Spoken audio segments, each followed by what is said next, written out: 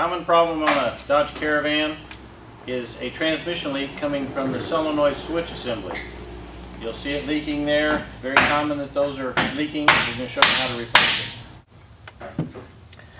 As you look down, you really can't see it because the exhaust is in the way. But you're going to have to pull both of the training lines off. Or just...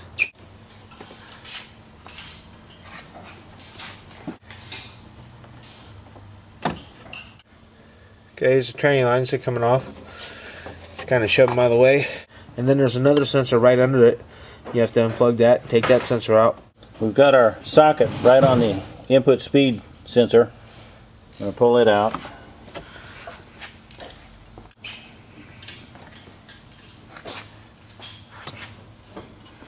And the wiring harness, it just goes on top with one 8mm bolt. I just used a long 1/4" extension with a wobble 8mm. You can get down in there and take it off. Now there's 3 bolts that you have to take out. Here's the new one. You can see where the 3 bolts are. We're just using a extension to go down in there and take those number 10 bolts out.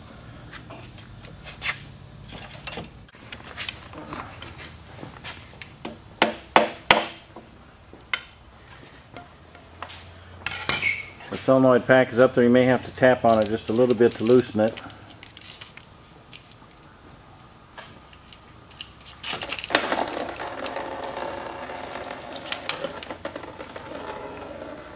It should come right out of there. Kind of hard to get to, but there's a gasket up there.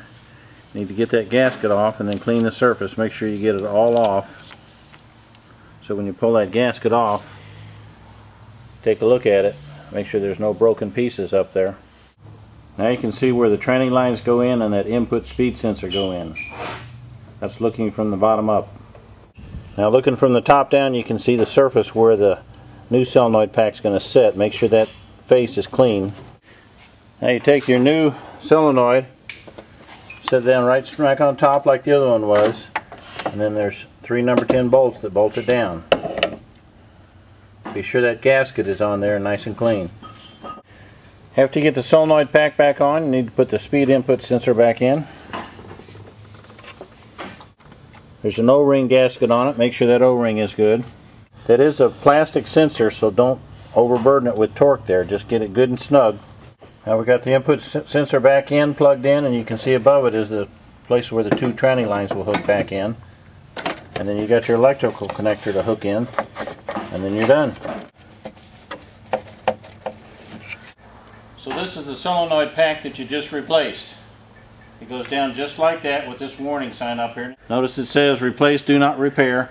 It sits down. The key points on here is when you pull this up, that surface will be down there and your gasket. So make sure that that gasket surface is good and clean before you put the new one down.